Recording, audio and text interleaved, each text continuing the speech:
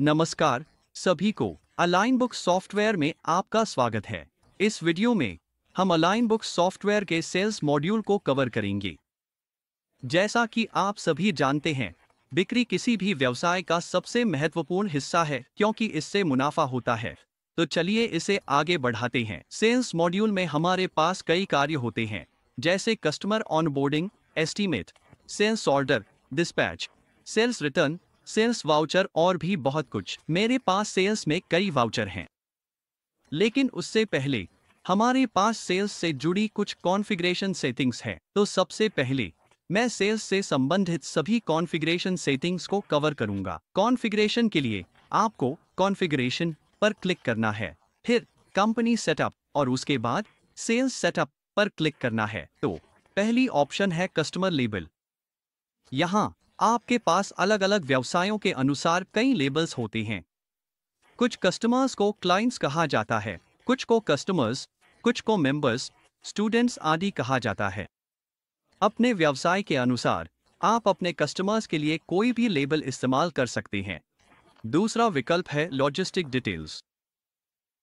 अगर आप अपने सेल्स वाउचर्स में लॉजिस्टिक डिटेल्स मेंशन करना चाहते हैं, तो आपको अपने सेल्स वाउचर के नीचे लॉजिस्टिक्स सेक्शन मिलेगा। यह एक डिफॉल्ट इनेबल्ड विकल्प है, या आप इसे यहां से भी इनेबल कर सकते हैं। तीसरा, हमारे पास है क्रेडिट कंट्रोल। मूल रूप से अगर आप अपने क्रेडिट को कंट्रोल करना चाहते हैं, तो आप इस विकल्प के जरिए कर सकते हैं। जब आप अपने कस्टमर को ऑन बोर्ड करते हैं और अपने कस्टमर मास्टर में आप क्रेडिट कंट्रोल के क्राइटेरिया मेंशन कर सकते हैं। आप अपनी जरूरत के अनुसार इस फीचर को इनेबल या डिसेबल कर सकते हैं।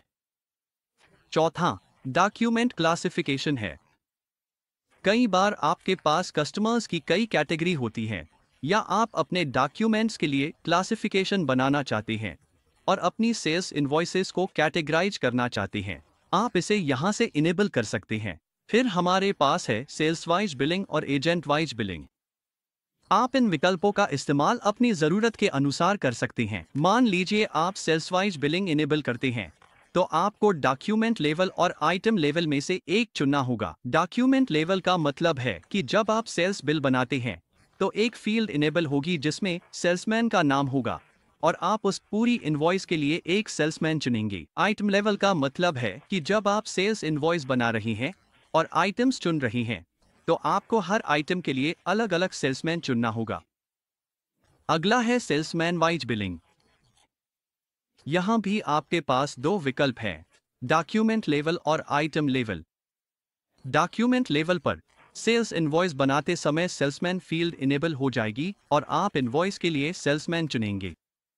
आइटम लेवल पर जब आप हर आइटम चुनेंगे, तो आपको उस खास आइटम के लिए सेल्समैन चुनना होगा। इसी तरह एजेंट वाइज बिलिंग भी इनेबल की जा सकती है, लेकिन यह केवल एक ही विकल्प के रूप में डॉक्यूमेंट लेवल पर उपलब्ध है, यानी पूरी बिक्री के लिए सिर्फ एक एजेंट चुना जाएगा और इसे आइटम लेवल पर नहीं किया जा सकता। आप यहां से एजेंट वाइज बिलिंग को इनेबल या डिसेबल कर सकती हैं। इसके बाद हमारे पास टैक्स और रेट्स हैं। यह सेटिंग नियंत्रित करती है कि आपके सेल्स वाउचर्स में टैक्स की गणना कैसे लागू की जाएगी। यह टैक्स इनक्लूसिव हो सकता है, जिसमें टैक्स की राशि आइटम की कीमत में शामिल होती है, या एक्सक्लूसिव, जिसमें टैक्स कीमत के ऊपर जोड़ा जाता है, या फिर डॉक्यूमेंट बेस्ड हो सकता है। डॉक्यूमेंट बेस्ड का मतलब है कि जब आप सेल्स इनवॉइस बनाते हैं, तो आप उसी समय यह चुन सकते हैं कि टैक्स की गणना इनक्लूसिव करनी है या एक्सक्लूसिव। यह आपके बिजनेस की जरूरतों पर निर्भर करता है। आप टैक्स की गणना को इनक्लूसिव या एक्सक्लूसिव के रूप में फिक्स कर सकते हैं, या फिर डॉक्यूमेंट बेस्ड विकल्प के साथ इसे लचीला छोड़ सकते हैं। अंत में सेल्स स्टॉक पोस्टिंग विकल्प है, जो यह नियंत्रित करता है कि आपका स्टॉक कब अपडेट होगा। आप यह चुन सकते हैं कि स्टॉक को सेल्स ऑर्डर बनाते समय, डिस्पैच के समय, या इनवॉइस बनाने के समय पोस्ट किया जाए। उदाहरण के लिए, अगर आप इनवॉइस चुनते हैं, तो स्टॉक तब अपडेट होगा जब आप सेल्स इनवॉइस बनाएंगे। अगर आप डिस्पैच चुनते हैं, तो स्टॉक डिस्पैच के समय अपडेट होगा, या अगर आप पहला दस्तावेज चुनते हैं, तो स्टॉक उस पहले दस्तावेज के बनते ही अपडेट हो जाएगा, चाहे वह डिस्पैच हो या इनवॉइस। इस तरह सेल्स मॉड्यूल से जुड़ी सभी कॉन्फ़िगरेशन सेटिंग्स कवर हो गई है। मुझे उम्मीद है कि इससे आपको यह पूरी तरह समझ आ गया होगा कि आप अपने बिजनेस की ज़रूरतों के अनुसार सेल्स को कैसे सेटअप कर सकते हैं। अगले भाग में हम सेल्स इनवॉइस, ऑर्डर बनाना, रसीदें मैनेज करना और सेल्स मॉड्यूल की अन्य सुविधाओं के बारे में विस्तार से जानेंगे। फिर हमारे पास सेल्स रिटर्न स्टॉक पोस्टिंग का विकल्प है, जो यहाँ भी लगभग वैसा ही है। आप तय करते हैं कि आप किस स्तर पर अपना स्टॉक पोस्ट करना चाहते हैं, चाहे वह सेल्स रिटर्न के समय हो, चालान के समय हो या पहले दस्तावेज के समय हो, तो आप उसी के अनुसार दस्तावेज चुन सकते हैं जिस टैब पर आप अपना स्टॉक पोस्ट करना चाहते हैं। अगला विकल्प हमारे पास राउंड का है। यहाँ आप चुन सकते हैं कि आप राउंडिंग किस तरह से करना चाहते हैं। यह एक बार हो सकता है या नज़दीकी 10वें या 100वें तक हो सकता है। उसके बाद posting ledger based on text का विकल्प है, जिससे आप तय कर सकते हैं कि आप अपना टैक्स लेजर वाउचर के आधार पर पोस्ट करना चाहते हैं या आइटम के आधार पर। वाउचर बेस्ड का मतलब है कि वाउचर बनाते समय आप कोई विशेष टैक्स चुनते हैं और वही टैक्स पूरे वाउचर पर लागू होगा।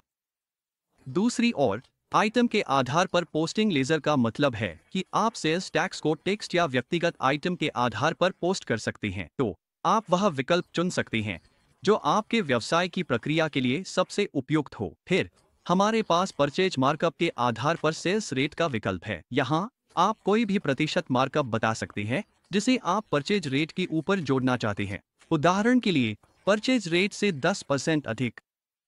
आप इस विकल्प को यहाँ सक्षम कर सकते हैं और एक बार सक्षम करने के बाद आपको यह चुनने का विकल्प मिलेगा कि आप मार्कअप कैसे कैलकुलेट करना चाहते हैं, चाहे वह परचेज रेट, कॉस्ट या एमआरपी पर हो। यहाँ एक मार्कअप राउंड का विकल्प भी है। मान लीजिए मार्कअप कैलकुलेट करने के बाद आपके रेट्स में दशमलव आ जाते हैं। आप यहाँ उन रेट्स को राउंड ऑफ कर सकते हैं ताकि वे सरल हो जाए।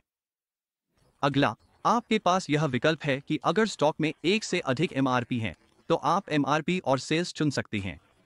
उदाहरण के लिए अगर आपने किसी प्रोडक्ट को 3 अलग अलग एमआरपी के साथ खरीदा है तो इस विकल्प से आप बिक्री के समय मल्टीपल एमआरपी विंडो सक्षम कर सकते हैं।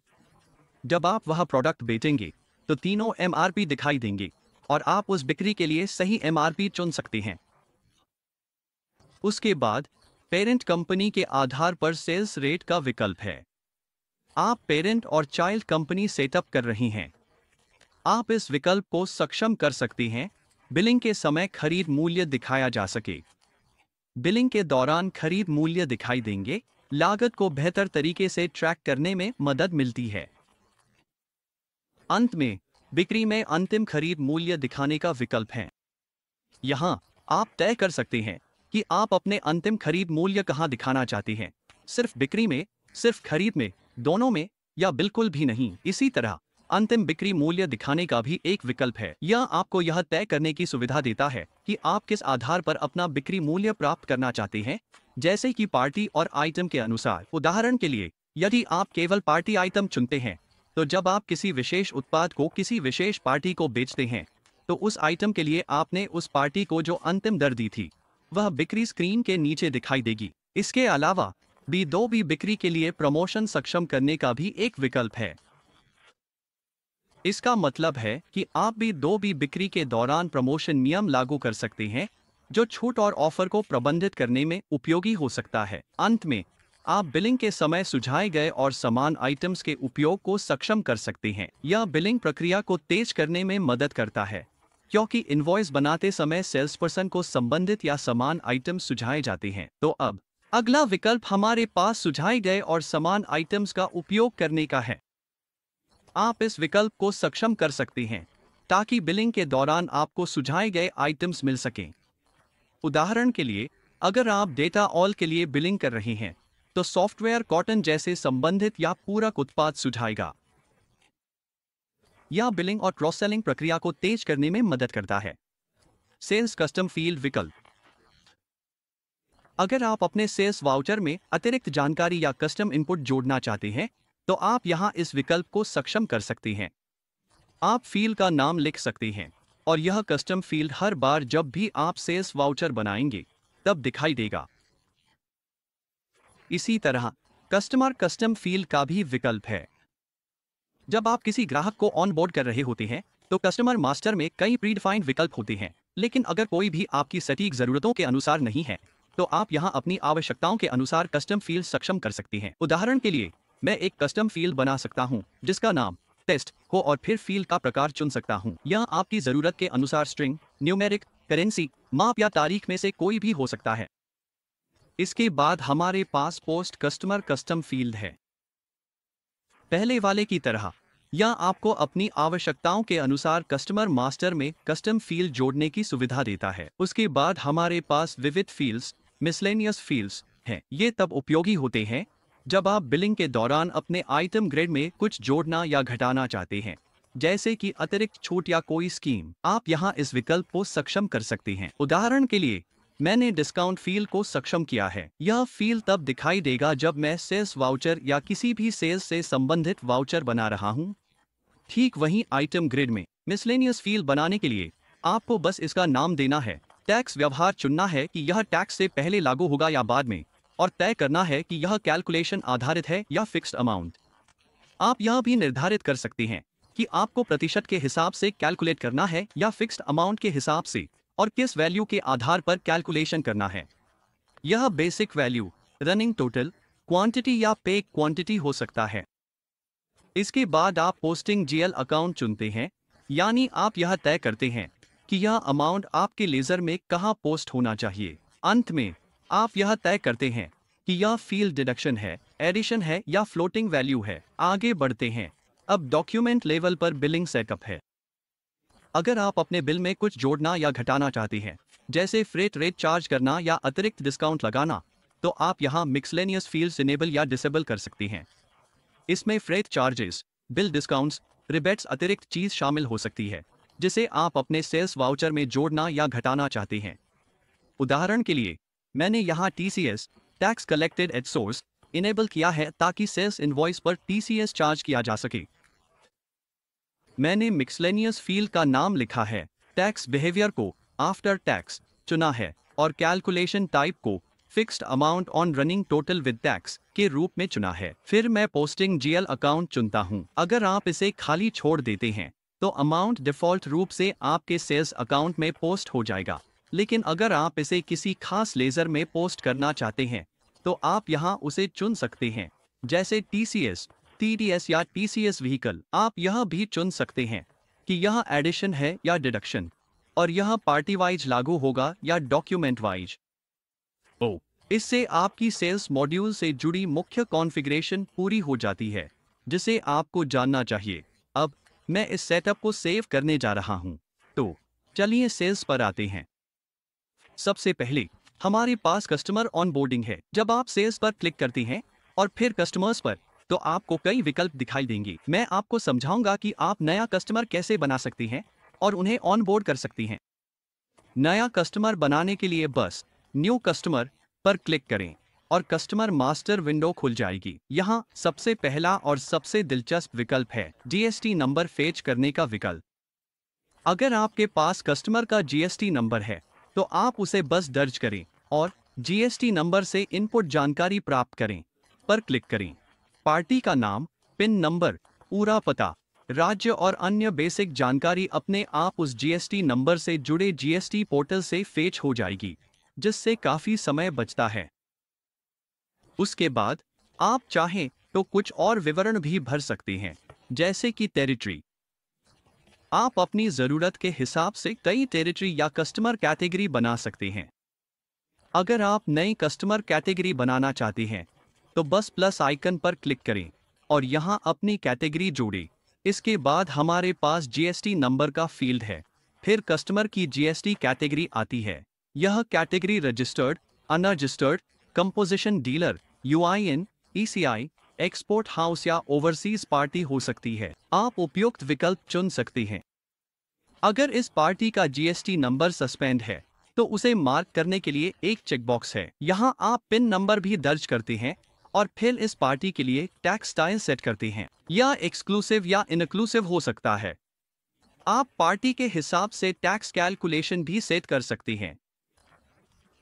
अगर आप इस कस्टमर पर TDS चार्ज करना चाहते हैं तो यहां वह विकल्प इनेबल कर सकते हैं। जब आप ऐसा करते हैं तो नीचे TDS सेक्शन दिखेगा, जहां आप TDS सेक्शन चुन सकते हैं और TDS राशि बता सकते हैं। कम्युनिकेशन सेक्शन में बिलिंग और शिपिंग की जानकारी शामिल है, जैसे पता, देश, राज्य, शहर, pin code, phone number, email ID, longitude और लैटिट्यूड भी, जो पिन कोड के आधार पर अपने आप भर जाएगा। अगर शिपिंग एड्रेस अलग है तो उसे यहां दर्ज कर सकते हैं, अन्यथा आप बिलिंग एड्रेस को शिपिंग एड्रेस में कॉपी कर सकते हैं। इसके बाद एक रूट मैप का विकल्प है।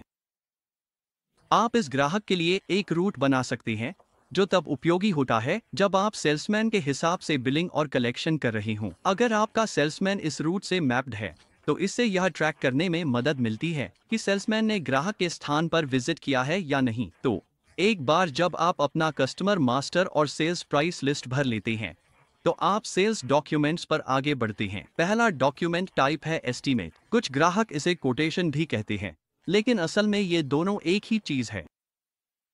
जब आप एस्टीमेट पर क्लिक करते हैं तो एस्टीमेट विंडो खुलती है। यहां सबसे पहले आपको जीएसटी टाइप चुनना होता है। यह tax invoice, export bonded invoice, non export invoice, e commerce supply, bill of supply या ब्रांच ट्रांसफर हो सकता है। यहां आप आगे बढ़ने से पहले सही जीएसटी कैटेगरी या जीएसटी टाइप चुन सकते हैं। इसके बाद हमारे पास कस्टमर का विकल्प है। यहां आपको अपना ग्राहक चुनना होता है, उदाहरण के लिए एक जो हमने पहले से बनाया हुआ है। अगर कस्टमर मास्टर में ग्राहक की ईमेल आईडी दी गई है तो वह अपने आप इस फील्ड में आ जाएगी। फिर यहां करेंसी का विकल्प है। अगर आप कई मुद्राओं में बिल बना रहे हैं तो आप यहां करेंसी चुन सकते हैं, जैसे अमेरिकी डॉलर या भारतीय रुपया। अगर आप विदेशी मुद्रा चुनते हैं तो आप यहां कन्वर्जन रेट भी डाल सकते हैं। भारतीय रुपए के लिए कन्वर्जन रेट अपने आप 1 हो जाता है। इसके बाद अनुमान की तारीख, अनुमान संख्या दर्ज करें और अगर इस अनुमान से संबंधित कोई रेफरेंस डॉक्यूमेंट है तो आप यहां रेफरेंस नंबर और रेफरेंस तारीख भी लिख सकते हैं। टैक्स कैलकुलेशन के बारे में, चूंकि हमने डॉक्यूमेंट को टैक्स के साथ सेट किया है, आप चुन सकते हैं कि इस अनुमान के लिए टैक्स एक्सक्लूसिव है या इनक्लूसिव। इसके बाद बिलिंग जानकारी आती है। बिलिंग एड्रेस अपने आप कस्टमर मास्टर से आ जाएगा। अगर जरूरत हो तो आप यहां बदलाव कर सकते हैं। आपको यहां जीएसटी डिटेल्स और संपर्क व्यक्ति भी दिखाई देंगे। शिपिंग एड्रेस के लिए, अगर कस्टमर के पास कई शिपिंग एड्रेस हैं तो आप एक शिपिंग मास्टर या शिप टू मास्टर बना सकते हैं। मैं आपको बताऊंगा कि इसे कैसे बनाना है। उदाहरण के लिए, अगर B2W इंडिया प्राइवेट लिमिटेड के पास कई शिपिंग एड्रेस हैं, जैसे कि एक दिल्ली में है, तो आप प्लस आइकन पर क्लिक करके नया शिप टू एड्रेस जोड़ सकते हैं। आपको कानूनी नाम लिखना होगा, जो आमतौर पर प्राइमरी के जैसा ही होता है, और अगर उस पते के लिए जीएसटी नंबर अलग है तो जीएसटी नंबर और रजिस्टर्ड नाम उसी अनुसार दर्ज करें। फिर एड्रेस डिटेल्स भरें, राज्य, शहर और पिन कोड, जैसे दिल्ली, नई दिल्ली 1,10,020, और सेव करें। जब आप इस पार्टी के लिए एक अनुमान बनाएंगे तो आप कई डिस्पैच एड्रेस की सूची में से उपयुक्त शिपिंग एड्रेस चुन सकेंगे। आगे बढ़ते हैं। यहाँ पेमेंट टर्म्स का फील्ड है। अगर आपने कस्टमर मास्टर में पहले ही पेमेंट टर्म्स बताए हैं तो यह यहाँ अपने आप आ जाएगा। अन्यथा आप पेमेंट टर्म्स मैन्युअली चुन या बना सकती हैं। उदाहरण के लिए, मैंने यहाँ 15 दिनों की पेमेंट टर्म्स बनाई हैं। इसके अलावा अगर आपके पास रेज़रपे या पेटीएम, जिसमें पेटीएम क्यूआर भी शामिल है, के साथ इंटीग्रेशन चालू है, तो आप यहीं से डायरेक्ट पेमेंट लिंक बना सकते हैं। बस पेटीएम चुनें और जब आप अनुमान सेव करेंगे तो पेमेंट लिंक अपने आप जनरेट हो जाएगा। अब आइटम ग्रिड सेक्शन की बात करें तो यहाँ 3 डॉट्स वाला एक मेन्यू है। यहाँ से आपको कई विकल्प मिलते हैं। इनमें से एक उपयोगी विकल्प है फास्ट बिलिंग। अगर आपके पास कई आइटम्स ग्रुप और कैटेगरी में ऑर्गेनाइज है तो आप ग्रुप और कैटेगरी चुन सकते हैं। जैसे ही आप ग्रुप और कैटेगरी चुनते हैं, केवल उसी कैटेगरी के आइटम्स दिखेंगे और आप लिस्ट से आइटम्स मैन्युअली चुन सकते हैं। फास्ट बिलिंग का एक और वर्जन आपको एक ही स्टेप में आइटम्स के साथ साथ उनकी क्वांटिटी भी चुनने देता है। आपको आइटम्स की एक लिस्ट मिलती है और आप हर आइटम के बगल में सीधे उसकी क्वांटिटी डाल सकते हैं, फिर ओके पर क्लिक कर सकते हैं। उदाहरण के लिए आप एक प्रोडक्ट के लिए 120, दूसरे के लिए 23 और इसी तरह डाल सकते हैं। जब आप यह तरीका इस्तेमाल करते हैं तो चुने गए आइटम्स और उनकी क्वांटिटी सीधे आइटम ग्रिड में लोड हो जाती है।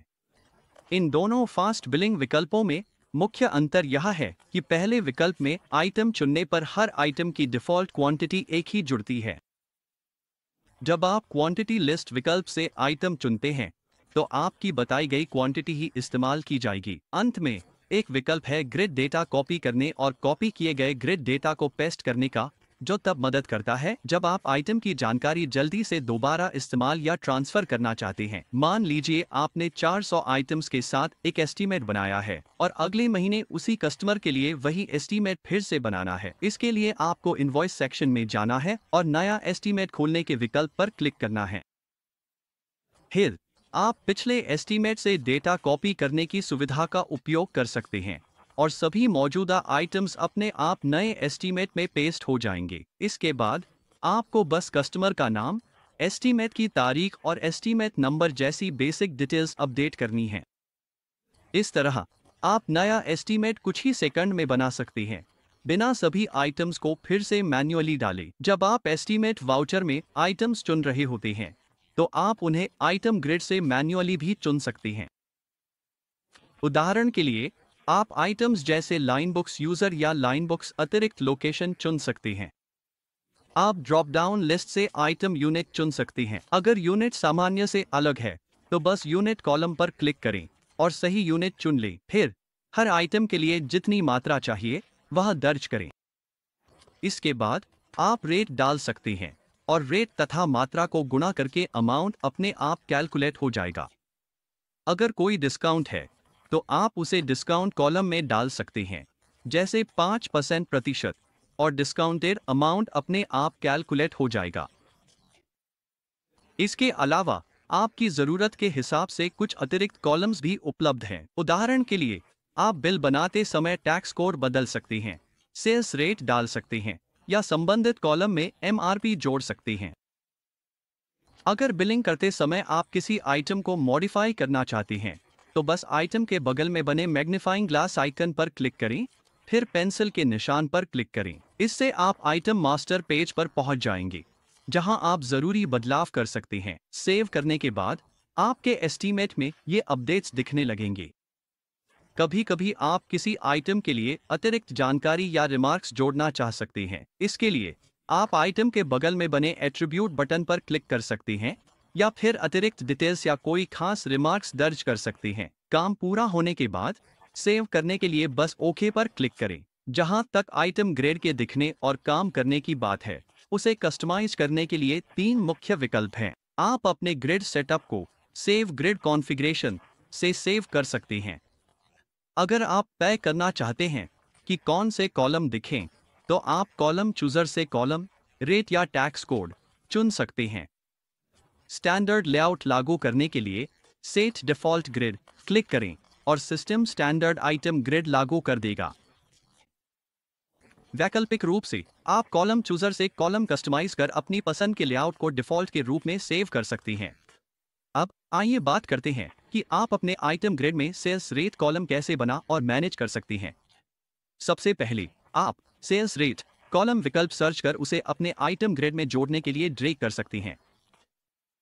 अगर कोई कॉलम है जिसे आप अब और नहीं देखना चाहते, तो उस कॉलम को चुनें और उसे वापस कॉलम चूजर एरिया में ड्रैग कर दें। इस तरह आप आइटम ग्रिड में आसानी से कोई भी कॉलम जोड़ या हटा सकते हैं और यहाँ किए गए बदलाव सभी वाउचर्स पर लागू होंगे। तो अगर आप अपने आइटम ग्रिड लेआउट को सेल्स, एस्टीमेट्स या इनवॉइसेस के लिए कस्टमाइज करना चाहते हैं, तो आप यह सब यहीं से कर सकते हैं।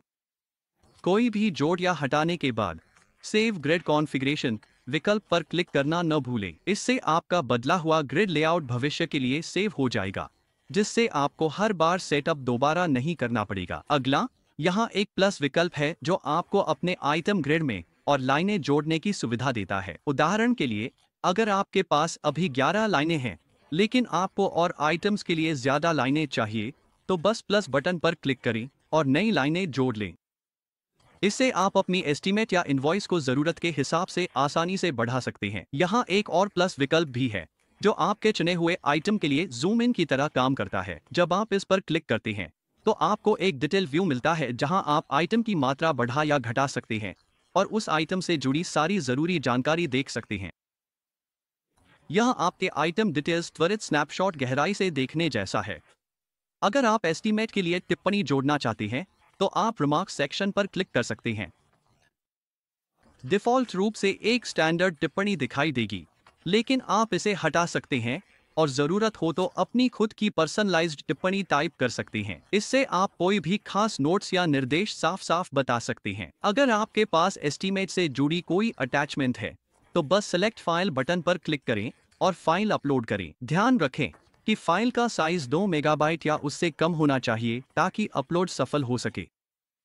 अब चलते हैं लॉजिस्टिक्स सेक्शन की ओर, जिसे आप कॉन्फ़िगरेशन सेटिंग्स से इनेबल या डिसेबल कर सकते हैं। एक बार इनेबल करने के बाद लॉजिस्टिक्स सेक्शन आपकी एस्टीमेट के नीचे दिखाई देगा। यहाँ आप अपनी शिपमेंट से जुड़ी डिटेल्स डाल सकते हैं, जैसे कि आप अपना सामान किस जगह भेज रहे हैं। आप शिपिंग मोड भी चुन सकते हैं, चाहे वह बायर, समुद्र, पोस्ट, सड़क या ट्रेन के जरिए हो। यह इस पर निर्भर करता है कि आप सामान कैसे भेज रहे हैं। अगर आप ट्रांसपोर्टर का इस्तेमाल कर रही हैं तो आप ट्रांसपोर्टर मास्टर बना सकते हैं, जिसमें ट्रांसपोर्टर का नाम, जीएसटी नंबर और अगर उपलब्ध हो तो वेबसाइट यूआरएल दर्ज करें। अगर वेबसाइट यूआरएल उपलब्ध नहीं है तो सिर्फ जीएसटी नंबर और नाम ही काफ़ी होंगे। इसके बाद आप शिपिंग कंपनी का पता दर्ज कर सकते हैं और अगर आपके पास ट्रैकिंग नंबर है तो उसे भी जोड़ सकते हैं, जिससे आप अपने अनुमान से जुड़ी शिपमेंट को ट्रैक कर सकते हैं।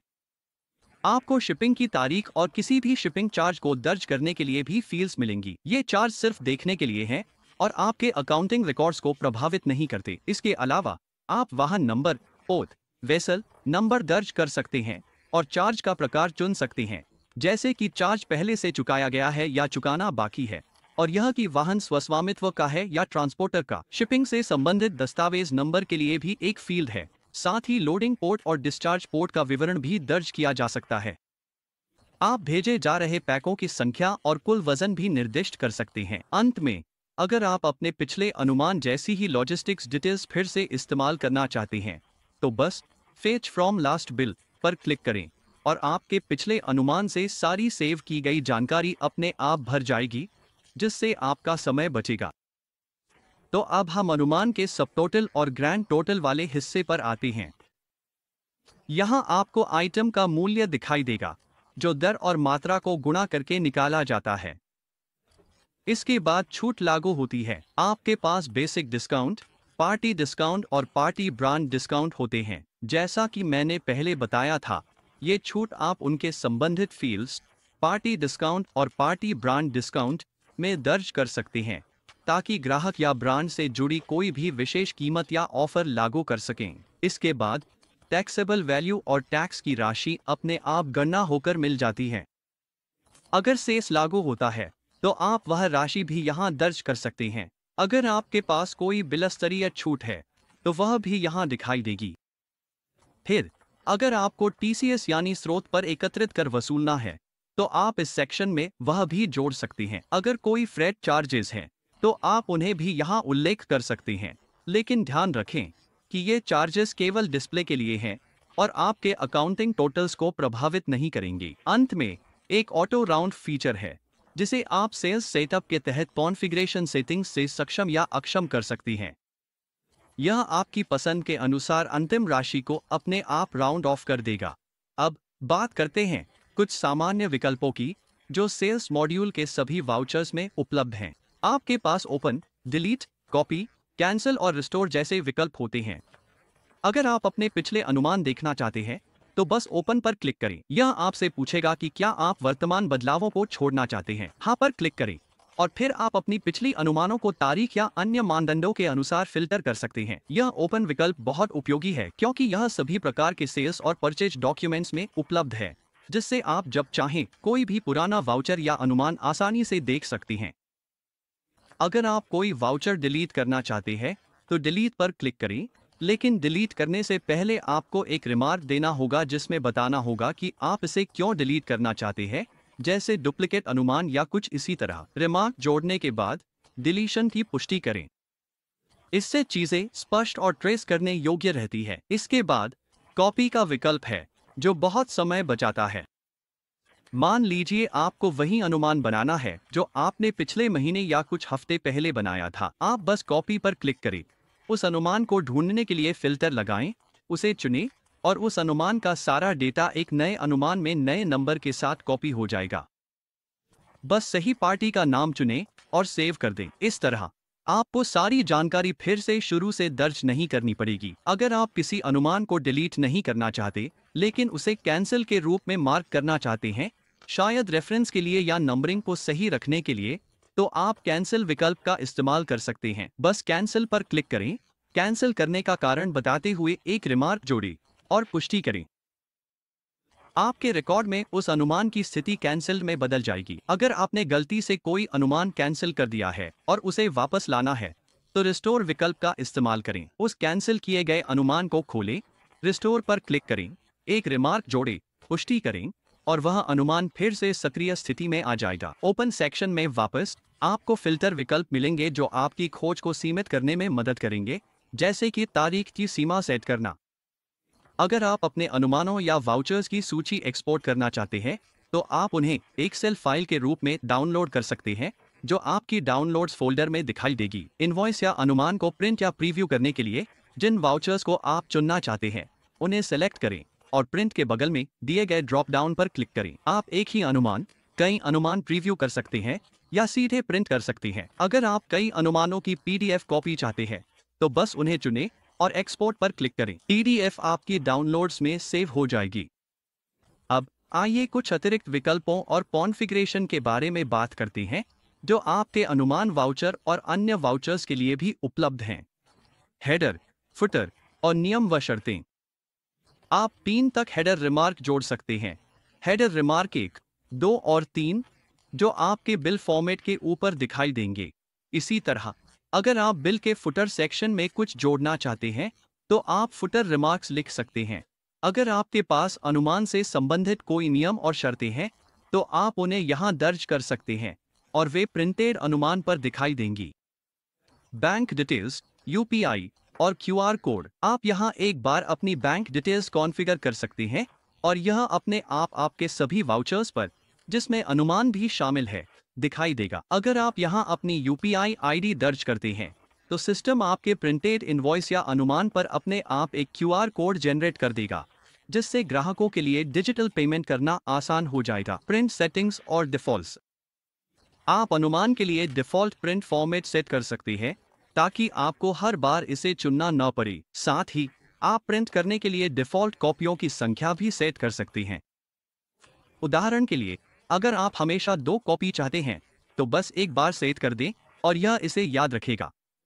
यहाँ एक विकल्प है, प्रिंट फॉर्मेट या कॉपी चयन छोड़ें। जब यह विकल्प चुना जाता है, तो प्रिंट पर क्लिक करते ही दस्तावेज सीधे प्रिंटर पर चला जाएगा और प्रिंट डायलॉग विंडो नहीं खुलेगी, जिससे प्रक्रिया तेज हो जाएगी। अगर आपने अनुमान के साथ कोई दस्तावेज या चित्र संलग्न किए हैं, तो एक सेटिंग है जिससे वे अटैचमेंट्स भी इनवॉइस कॉपी के साथ अपने आप प्रिंट हो जाएंगे। अगर आप नहीं चाहते कि आपके प्रिंटेड अनुमान या वाउचर पर सिग्नेचर ब्लॉक दिखे, तो आप सिग्नेचर सेक्शन को छोड़ने का विकल्प चुन सकते हैं। Digital signature integration. Digital signature को कॉन्फ़िगर करने का भी एक विकल्प है। अगर आप डिजिटल सिग्नेचर इंटीग्रेट करते हैं, तो आप प्रिंटआउट पर सिग्नेचर का फॉर्मेट और अलाइनमेंट चुन सकते हैं। अलाइनमेंट सेटिंग्स आपके चुने हुए प्रिंट फॉर्मेट पर निर्भर करती हैं, जैसे हाफ पेज या पोर्ट्रेट। बल्क एक्शन और कम्युनिकेशन। आप एक साथ कई वाउचर चुनकर इनवॉइस या अनुमान को बल्क में डिलीट कर सकते हैं। ग्राहकों को अनुमान सीधे मेल, SMS या व्हाट्सएप करने के लिए बिल्ट इन विकल्प उपलब्ध हैं। व्हाट्सएप, ईमेल और SMS फीचर्स के लिए इन्हें इस्तेमाल करने से पहले आपको कुछ इंटीग्रेशन सेटअप करना होगा। अन्य उपयोगी फीचर्स। वाउचर स्क्रीन के अंदर एक कैलकुलेटर टूल उपलब्ध है, जिससे आप पेज छोड़े बिना जल्दी से अमाउंट की गणना कर सकते हैं। हेल्प विकल्प आपको सीधे उस वाउचर या इनवॉइस से दस्तावेजीकरण पर ले जाता है। अगर आपको किसी फीचर के इस्तेमाल में संदेह हो, तो तो हेल्प पर क्लिक करें और मार्गदर्शन पाएं। कॉन्फ़िगरेशन विकल्प आपको वाउचर सेटिंग्स कस्टमाइज करने की सुविधा देता है और यह सभी वाउचर प्रकारों में उपलब्ध है, सिर्फ अनुमान में ही नहीं। तो सभी वाउचर्स में आपको मूल रूप से 4 मुख्य चीजें ध्यान में रखनी होती हैं, जैसे जर्नल नंबर, नोटिफिकेशन, अप्रूवल्स और पेन डॉक्यूमेंट। अब पेन डॉक्यूमेंट एक उपयोगी फीचर है क्योंकि यह आपको पहले से बनाए गए अन्य डॉक्यूमेंट से जानकारी खींचने की सुविधा देता है, जिससे आपको बार बार वही डिटेल्स टाइप करने की जरूरत नहीं पड़ती। उदाहरण के लिए, अगर आपने एक परचेज ऑर्डर बनाया है और आप उसे अपने परचेज बिल में लाना चाहते हैं, या अगर आपने एक अनुमान एस्टिमेट बनाया है और उसे अपने ग्राहक को भेजा है और उन्होंने उसे अप्रूव कर दिया है, तो जब आप सेल्स ऑर्डर या डिस्पैच बनाने जाते हैं तो आप बस इस पेन डॉक्यूमेंट विकल्प का इस्तेमाल करके सारी जानकारी सीधे ला सकते हैं। तो जब आप सेल्स ऑर्डर जैसी कोई चीज बना रहे होते हैं तो आप इस पेन डॉक्यूमेंट बटन पर क्लिक कर सकते हैं और यह आपको पहले का डॉक्यूमेंट, जैसे कि अप्रूव्ड एस्टिमेट, चुनने की सुविधा देगा। इसका मतलब है कि आपको हर आइटम या रेट को दोबारा डालकर मैन्युअली सेल्स ऑर्डर बनाने की जरूरत नहीं है। यह सीधे ओरिजिनल एस्टिमेट से सारी जानकारी खींच लेता है। यह बहुत ही सुविधाजनक है और काफी समय बचाता है।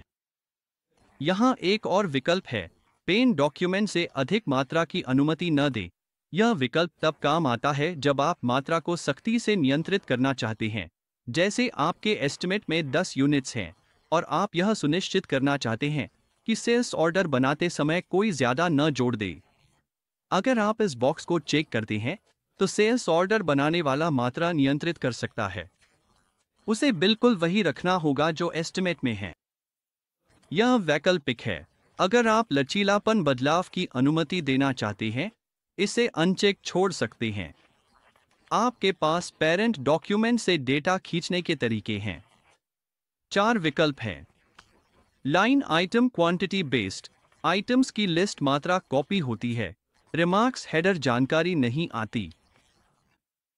फिर है फुल डॉक्यूमेंट, जिसमें सब कुछ आ जाता है, सारी डिटेल्स, लॉजिस्टिक्स जानकारी, रिमार्क्स, कस्टम फील्ड्स वगैरह।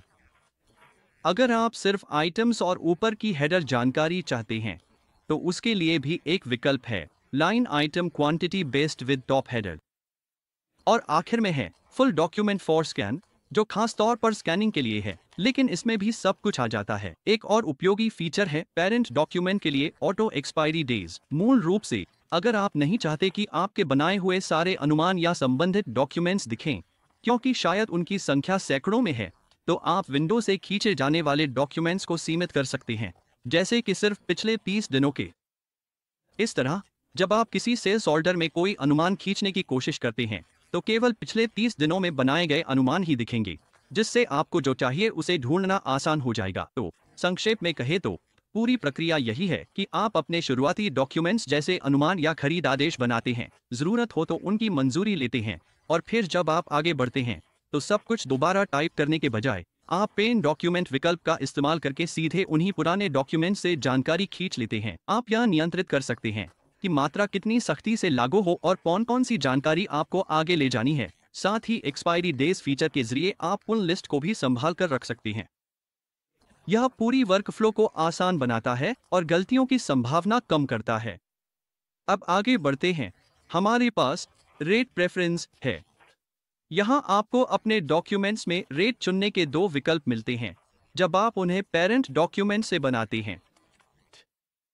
पहला विकल्प है पेरेंट डॉक्यूमेंट और दूसरा है रेट इंजन। अब रेट इंजन का मतलब है कि रेट्स आइटम मास्टर से आती हैं। मूल रूप से वे रेट्स जो आपने अपने आइटम मास्टर डेटा में सेट किए हैं। अगर आप रेट इंजन चुनते हैं और अपने सेल्स ऑर्डर में कोई एस्टीमेट लाते हैं, सिस्टम सीधे आइटम मास्टर से रेट्स ले आएगा, चाहे आपने एस्टीमेट में कोई भी रेट डाला हो। दूसरी ओर अगर आप पेरेंट डॉक्यूमेंट चुनते हैं, आइटम मास्टर में रेट से कोई फर्क नहीं पड़ता। पेरेंट डॉक्यूमेंट एस्टीमेट से रेट्स वैसे ही लिए जाएंगे और आपके सेल्स ऑर्डर में इस्तेमाल होंगे। यही असल में रेट प्रेफरेंस ऑप्शन का मतलब है, यानी जब आप पहले के डॉक्यूमेंट्स से डेटा खींच रहे हैं तो रेट्स कहां से आने चाहिए, यह तय करना। इसके बाद हमारे पास एक फिल्टर ऑप्शन है। अगर आप पुल फ्रॉम विंडो में कुछ लोकेशंस छोड़ना चाहते हैं, तो मान लीजिए आपके पास 10 अलग अलग ब्रांच या लोकेशंस हैं, लेकिन आप सिर्फ 2 या 3 खास ब्रांच से ही डेटा लेना चाहते हैं। आप यहाँ वह फिल्टर लगा सकते हैं और पुल फ्रॉम विंडो में सिर्फ उन्हीं चुनी हुई लोकेशंस के डॉक्यूमेंट्स दिखेंगे। फिर आता है आइटम अलाउड टाइप। यह आपको यह चुनने देता है कि आपके सेल्स ऑर्डर में किस तरह के आइटम्स इस्तेमाल किए जा सकते हैं। उदाहरण के लिए हो सकता है आप सिर्फ फिनिश्ड गुड्स दिखाना चाहें, या सिर्फ रॉ मटेरियल्स, कंज्यूमेबल आइटम्स, या फिर सभी आइटम्स। आप जो भी आपके बिजनेस के लिए सही हो उसे चुन सकते हैं। इसके बाद हमारे पास यूनिक रेफरेंस नंबर को वैलिडेट करें ऑप्शन है। तो हर वाउचर को एक रेफरेंस नंबर मिलता है। सेटिंग आपको कंट्रोल करने मदद करती है कि उन रेफरेंस नंबरों को कैसे वैलिडेट किया जाए। आप कुछ मोड्स से चुन सकते हैं, Oval, party wise, branch wise, या जरूरी नहीं। अगर आप ओवल चुनते हैं तो इसका मतलब है कि हर रेफरेंस नंबर पूरे सॉफ्टवेयर में यूनिक होना चाहिए, कहीं भी डुप्लीकेट नहीं चलेगा। अगर आप पार्टी वाइज चुनते हैं तो एक ही पार्टी के लिए वही रेफरेंस नंबर दोबारा नहीं आ सकता, लेकिन अलग अलग पार्टियों के लिए वही नंबर इस्तेमाल किया जा सकता है। इसी तरह ब्रांच वाइज का मतलब है कि वही रेफरेंस नंबर एक ही ब्रांच में डुप्लीकेट नहीं हो सकता, लेकिन अलग अलग ब्रांचों में इस्तेमाल किया जा सकता है। और अगर आप कोई वैलिडेशन नहीं चाहते तो बस जरूरी नहीं चुन ले। अब अगला है आइटम लिस्ट का ऑप्शन। यहाँ आप अपनी लिस्ट में आइटम दिखेंगे फिल्टर कर सकते हैं। फिल्टर करने के 3 तरीके: सभी आइटम दिखाना, आइटम उनके बैलेंस क्वांटिटी के साथ दिखाना, और वही आइटम दिखाना जिनका बैलेंस पॉजिटिव है। आखिर में हम नंबरिंग सेक्शन पर आते हैं। यह हिस्सा आपके वाउचर नंबर कैसे मैनेज होंगे उसे कंट्रोल करता है। सबसे पहले है न्यूमेरिक सीरीज। आप इसे ऑटो या मैनुअल पर सेट कर सकते हैं। अगर आप ऑटो चुनते हैं तो सॉफ्टवेयर खुद ब खुद नंबर को क्रोनोलॉजिकल ऑर्डर में असाइन करेगा, जैसे 1, 2, 3 और आगे। आप इस सीक्वेंस को मैन्युअली नहीं बदल सकते। उदाहरण के लिए, अगर आपका आखिरी वाउचर नंबर 6 है तो सॉफ्टवेयर अगला वाउचर नंबर अपने आप 7 असाइन कर देगा। आप सीधे नंबर 10 या कुछ और नहीं चुन सकते। लेकिन अगर आप मैनुअल चुनते हैं तो आपको कोई भी वाउचर नंबर डालने की आज़ादी होती है, यानी आप नंबर स्किप कर सकते हैं या ज़रूरत पड़ने पर उन्हें क्रम से बाहर भी असाइन कर सकते हैं। फिर है रीइनिशियलाइज सीरीज का विकल्प। यह तय करता है कि आपकी नंबरिंग सीरीज कब रिस्टार्ट होगी। यह सालाना, मासिक, कभी नहीं, या यहाँ तक कि रोजाना भी हो सकता है। तो अगर आप डेली चुनते हैं, उदाहरण के लिए, और आज आप वाउचर नंबर 99 बनाते हैं, तो अगले दिन आपकी नंबरिंग फिर से 1 से शुरू हो जाएगी। यह तब मदद करता है जब आप चाहते हैं कि आपके वाउचर आपकी पसंद के अनुसार नियमित रूप से रीसेट हों। हमारे पास प्रीफिक्स का विकल्प भी है। अगर आपकी कई शाखाएं हैं और हर शाखा अपने वाउचर्स की पहचान के लिए अलग प्रीफिक्स इस्तेमाल करती है, तो आप उसे यहाँ सेट कर सकते हैं। और नंबरिंग सीरीज की तरह आप प्रीफिक्स के लिए भी ऑटो या मैनुअल मोड चुन सकते हैं। यह इस पर निर्भर करता है कि आप उन्हें कैसे मैनेज करना चाहते हैं। आपके पास ऑटो और मैनुअल विकल्प हैं। आप अपनी ज़रूरत के हिसाब से कोई भी इस्तेमाल कर सकते हैं। अब ऑटो नंबरिंग सक्षम करते हैं। सेटिंग्स सेव करने के बाद प्रीफिक्स सेक्शन सक्रिय हो जाएगा। प्रीफिक्स बनाना चाहते हैं, आप प्रीफिक्स फील्ड पर क्लिक करें और RVM टाइप करें, जो आपकी पहली शाखा का प्रीफिक्स हो सकता है। उदाहरण के लिए, RVM प्रीफिक्स से सीरीज RVM 001 दिखेगी। दूसरी शाखा के लिए आप RP अलग प्रीफिक्स बना सकते हैं। तो मूल रूप से आप अपनी बिल नंबर सीरीज के लिए कई प्रीफिक्स रख सकते हैं, हर शाखा या अपनी किसी भी डिवीजन के हिसाब से। अब जब आप ऑटो प्रीफिक्स चुनते हैं तो आप यह तय कर सकते हैं कि किस आधार पर प्रीफिक्स अपने आप असाइन हो। उदाहरण के लिए, अगर आपने अपने डॉक्यूमेंट सेटअप में कैटेगरी सक्षम की है, तो आप प्रीफिक्स को डॉक्यूमेंट कैटेगरी के आधार पर रख सकते हैं। तो जब आप कोई विशेष कैटेगरी चुनते हैं तो प्रीफिक्स अपने आप उसी कैटेगरी से मेल खाएगा। वैकल्पिक रूप से, अगर आप शाखाओं के आधार पर प्रीफिक्स असाइन करना चाहते हैं तो आप लोकेशन मैपिंग चुन सकते हैं, फिर ऑटो प्रीफिक्स मैपिंग पर जाएं। वहां आपको शाखाओं की एक सूची दिखेगी और आप हर शाखा के लिए एक प्रीफिक्स असाइन कर सकते हैं, जैसे RTM 4 एक शाखा के लिए, और इसी तरह। बस इसे सेव कर लें और यह उसी अनुसार काम करेगा। इसके बाद नंबर ऑफ डिजिट्स का विकल्प आता है। यह तय करता है कि प्रीफिक्स के बाद आपके बिल नंबर में कितने अंक होंगे। आप कम से कम 2 अंक और अधिकतम 6 अंक इस्तेमाल कर सकते हैं। तो आपके पास RVM 001 या RVM 00001 जैसा कुछ हो सकता है। यह इस पर निर्भर करता है कि आपने क्या चुना है। फिर आता है सेपरेटर। यह नियंत्रित करता है कि आपका प्रीफिक्स और बिल नंबर किस तरह से अलग होंगे। आप slash, forward slash symbol, hyphen symbol, एक स्पेस या अगर आप चाहें तो बिल्कुल भी सेपरेटर नहीं चुन सकते, जिससे दोनों एक साथ जुड़ जाएंगे। आगे बढ़ते हैं। हमारे पास है नोटिफिकेशन कॉन्फ़िगरेशन। यही आप सेट कर सकते हैं कि कस्टमर्स के साथ सेल्स ऑर्डर कॉपी कैसे शेयर करें, जैसे ईमेल, SMS या व्हाट्सएप के जरिए। सभी सेटिंग्स यहीं से नियंत्रित कर सकते हैं। ईमेल कॉन्फ़िगरेशन में तय करें कि कस्टमर्स को सेल्स ऑर्डर भेजते समय ईमेल टेम्पलेट क्या इस्तेमाल करना है। आपके पास 2 विकल्प हैं, टेम्पलेट बेस्ड या सिंपल फॉर्मेट। टेम्पलेट बेस्ड का मतलब है कि आप अपनी ज़रूरत के हिसाब से कई टेम्पलेट डिज़ाइन और इस्तेमाल कर सकते हैं। सिंपल फॉर्मेट डिफ़ॉल्ट स्टाइल है, जो तब इस्तेमाल होगा जब आप कस्टम टेम्पलेट नहीं बनाना चाहते। फिर आता है ऑटो ईमेल्स ऑन सेटिंग। आपको तय करने देता है कि ईमेल्स कब अपने आप भेजे जाए। जैसे आप ईमेल्स को क्रिएशन, एडिशन, अप्रूवल या वाउचर कैंसिलेशन के समय भेज सकते हैं। आप सभी विकल्प चुन सकते हैं या सिर्फ वही जो आपको चाहिए। इसके बाद आप ईमेल के सब्जेक्ट लाइन को कस्टमाइज कर सकते हैं। आप कुछ ऐसा इस्तेमाल कर सकते हैं जैसे __ के साथ सेल्स ऑर्डर नंबर या डॉक्यूमेंट नंबर। आप यह भी चुन सकते हैं कि ईमेल किसे भेजा जाएगा। आप विभिन्न master category, stock holder, party, salesman, location, warehouse चुन सकते हैं। आप ज़रूरत के हिसाब से कई रेसिपिएंट्स भी चुन सकते हैं। अगर आप किसी और को CC करना चाहते हैं तो यहाँ उनका ईमेल जोड़ सकते हैं। इसी तरह अगर ज़रूरत हो तो आप BCC एड्रेस भी जोड़ सकते हैं। आखिर में डॉक्यूमेंट प्रिंट PDF अटैचमेंट का विकल्प भी है। जब आप अपने ग्राहक को ईमेल भेजते हैं तो आप तय कर सकते हैं कि सेल्स ऑर्डर को PDF अटैचमेंट के रूप में भेजना है, सिर्फ डॉक्यूमेंट का लिंक भेजना है या केवल कुछ बेसिक डिटेल्स भेजनी है। अगर आप अटैचमेंट चुनते हैं तो PDF फाइल अपने आप ईमेल के साथ भेज दी जाएगी। तो अगर आप लिंक भेजने का विकल्प चुनते हैं तो सेल्स ऑर्डर का लिंक ग्राहकों को ईमेल से भेजा जाएगा। अगर आप नॉट रिक्वायर्ड चुनते हैं तो केवल न्यूनतम जानकारी भेजी जाएगी, जैसे sales order number, document number और कंपनी का नाम। साथ ही अगर आपने सेल्स ऑर्डर के साथ कोई डॉक्यूमेंट अटैच किया है और अटैचमेंट्स का विकल्प चुना है तो वह डॉक्यूमेंट भी आपके ग्राहक के ईमेल ID पर भेज दिया जाएगा। अब SMS कॉन्फ़िगरेशन की ओर बढ़ते हैं। यह लगभग उसी तरह काम करता है। आप ऑटो SMS को चालू या बंद कर सकते हैं, तय कर सकते हैं कि SMS नोटिफिकेशन कब भेजना है और यह भी चुन सकते हैं कि किसे भेजना है। आप सूची SMS टेम्पलेट चुन सकते हैं और अगर आप SMS आपके हेड ऑफिस या किसी खास व्यक्ति को भेजना चाहते हैं तो आप वह यहाँ लिख सकते हैं ताकि सभी सेल्स ऑर्डर नोटिफिकेशन वहाँ भेजे जा सकें। WhatsApp configuration. व्हाट्सएप मैसेज कब, किसे और किस प्रकार का भेजना है।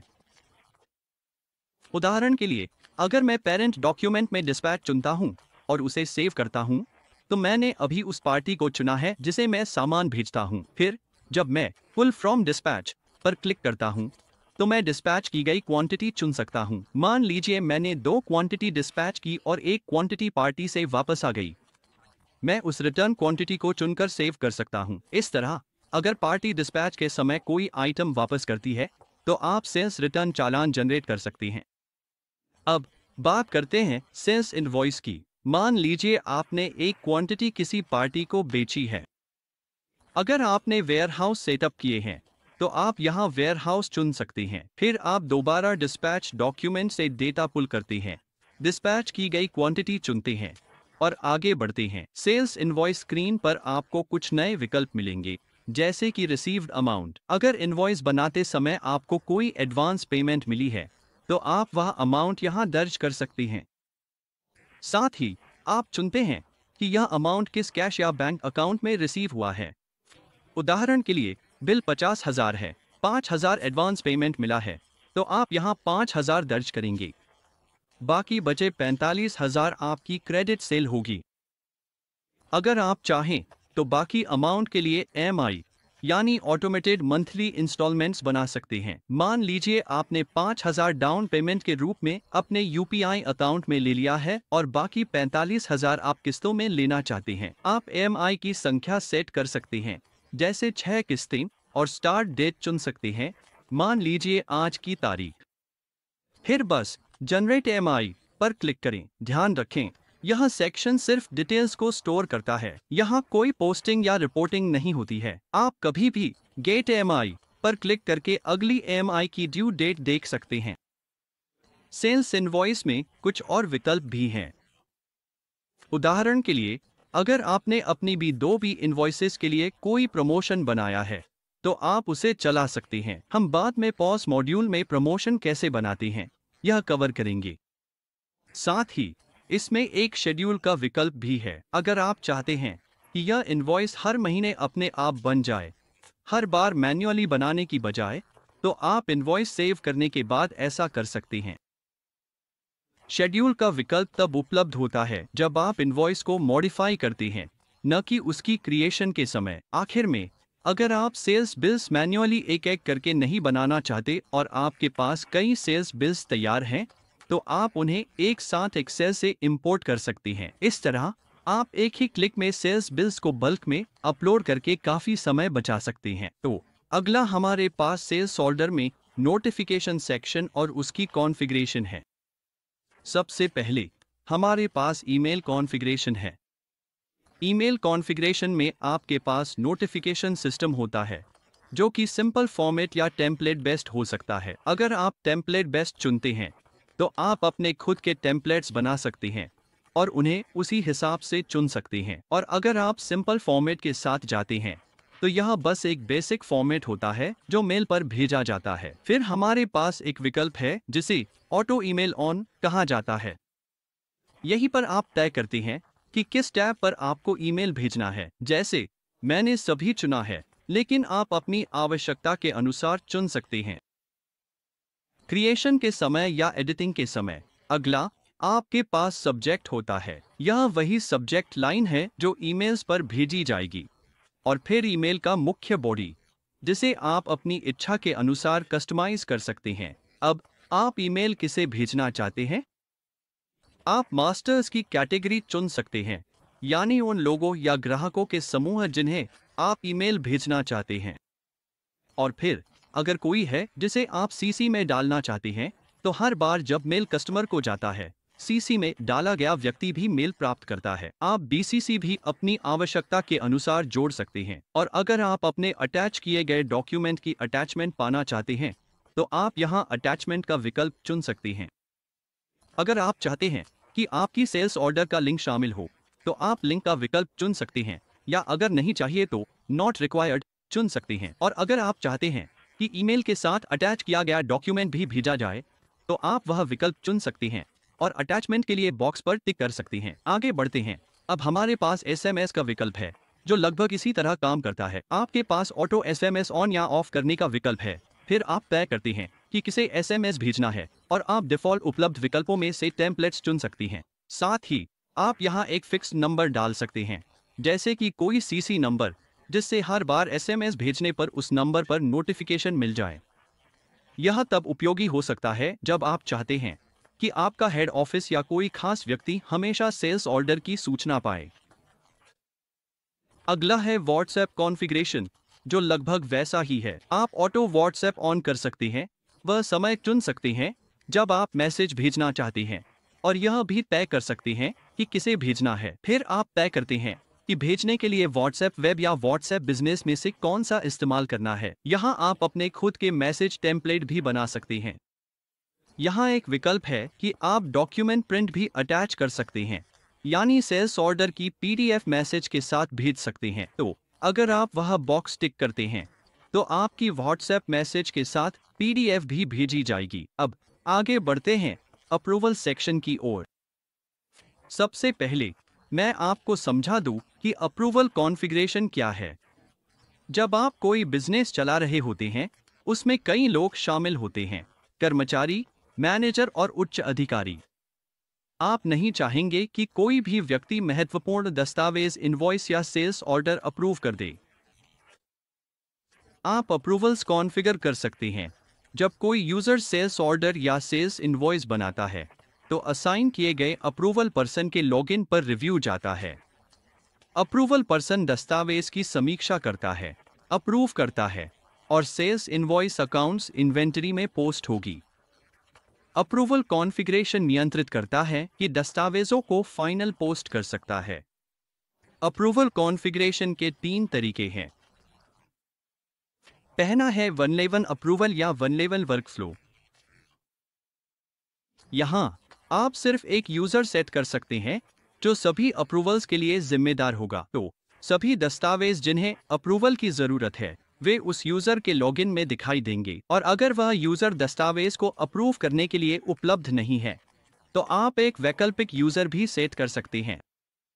यह व्यक्ति जरूरत पड़ने पर प्राइमरी यूजर की जगह अप्रूव कर सकता है। फिर 2 लेवल अप्रूवल मेथड है। इसमें आप 2 यूजर्स और 2 वैकल्पिक यूजर्स भी निर्धारित कर सकते हैं। तो मूल रूप से यह अप्रूवल की एक और लेयर जोड़ता है, शायद नियंत्रण के लिए या अलग अलग दस्तावेजों के लिए। और तीसरा, हमारे पास वर्कफ्लो कॉन्फ़िगरेशन है जो लचीला और शक्तिशाली है। आप अलग अलग शर्तों के आधार पर अपना खुद का कस्टम वर्कफ्लो बना सकते हैं। उदाहरण के लिए, आप ऐसा सेट कर सकते हैं कि 50,000 तक की कोई भी बिल राशि अप्रूवल के लिए व्यक्ति X के पास जाए और 1 लाख या 1.5 लाख से ऊपर की कोई भी बिल राशि अप्रूवल के लिए व्यक्ति Y के पास जाए।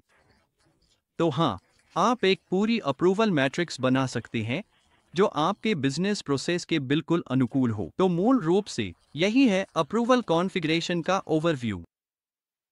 अब चलिए अपने सेल्स ऑर्डर प्रोसेस के साथ आगे बढ़ते हैं। मैं यहाँ एक अनुमान एस्टिमेट से सेल्स ऑर्डर निकाल रहा हूँ। सबसे पहले पार्टी का चयन करें। उदाहरण के लिए मैंने B2W इंडिया के लिए एक अनुमान बनाया है। फिर बस पुल फ्रॉम एस्टिमेट पर क्लिक करें, एस्टिमेट चुनें और सेव कर दें। इसके बाद हमारे पास डिस्पैच वाला हिस्सा है। मान लीजिए अब आपके सामान को डिस्पैच करने का समय आ गया है। मान लीजिए आपने 100 यूनिट्स के लिए एक सेल्स ऑर्डर बनाया था और अब आप उन यूनिट्स को डिस्पैच करने जा रहे हैं। बस फिर से पार्टी का चयन करें, जैसे B2W, और अब आपको यहाँ एक कॉन्फ़िगरेशन सेट करनी होगी। आप तय करते हैं कि किस डॉक्यूमेंट से आप डिस्पैच को पुल करना चाहते हैं। यह एक अनुमान, सेल्स ऑर्डर, सेल्स इनवॉइस या फिर गुड्स रिसीट नोट भी हो सकता है। आपकी प्रक्रिया के अनुसार आप उसी हिसाब से चुनते हैं। यहाँ मैं सेल्स ऑर्डर चुन रहा हूँ और फिर ओके पर क्लिक करता हूँ। अब पुल फ्रॉम ऑर्डर पर क्लिक करें। आपने जो ऑर्डर बनाया है उसे चुनें और फिर उसे क्रिएट और सेव कर दें। अगला है सेल्स रिटेंशन। मान लीजिए आपने डिस्पैच में 100 यूनिट्स भेजी, लेकिन पार्टी ने जवाब दिया कि 10 प्रोडक्ट्स डिलीवरी के बाद डैमेज हो गए या उनमें क्वालिटी की समस्या थी।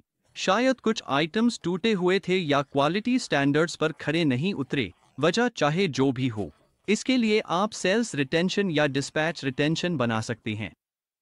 फिर से पार्टी चुनें, इस केस में B2W, और डिस्पैच से पुल करें। मान लीजिए आपने 4 यूनिट्स डिस्पैच की थी और पार्टी कहती है कि उनमें से 2 डिफेक्टिव हैं। आप यहां उन 2 यूनिट्स को चुन सकते हैं ताकि रिटेंशन रजिस्टर हो सके। एक और बात, आप अपने डॉक्यूमेंट्स को आंशिक रूप से भी पुल कर सकते हैं। इस विंडो में आपको डॉक्यूमेंट्स वाउचर नंबर के हिसाब से अलग अलग दिखेंगे और हर इनवॉइस के लिए सिलेक्ट या अनसिलेक्ट करने का ऑप्शन मिलेगा। तो अगर आपके पास अपनी सेल्स में या इस पुल फ्रॉम डिस्पैच विंडो में कई वाउचर्स हैं, तो आप इनवॉइस या बिल नंबर से फिल्टर और सर्च कर सकते हैं। और अगर आप पूरा डॉक्यूमेंट एक साथ पुल नहीं करना चाहते, तो आप अभी सिर्फ वही लाइन आइटम्स चुन सकते हैं जो आपको चाहिए।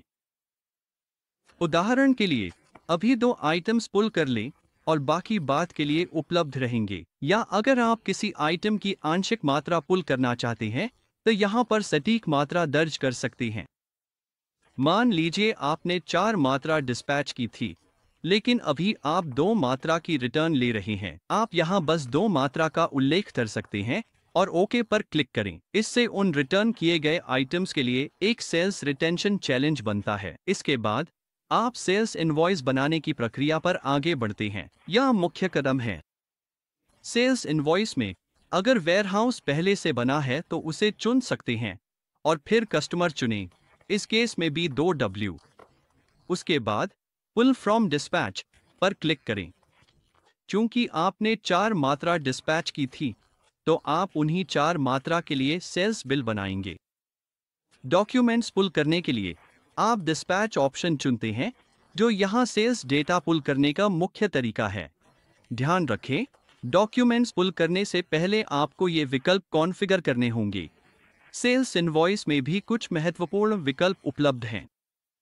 प्राप्त राशि, मान लीजिए आपकी बिल 50,000 की है, लेकिन आपने पहले ही 5,000 एडवांस पेमेंट के रूप में प्राप्त कर लिए हैं। आप यहां उस एडवांस राशि का उल्लेख कर सकते हैं और साथ ही वह लेजर भी चुन सकते हैं जिसमें आपने यह राशि प्राप्त की है, चाहे वह यूपीआई हो, नकद हो या कोई अन्य पेमेंट मोड। ईएमआई जनरेट करें।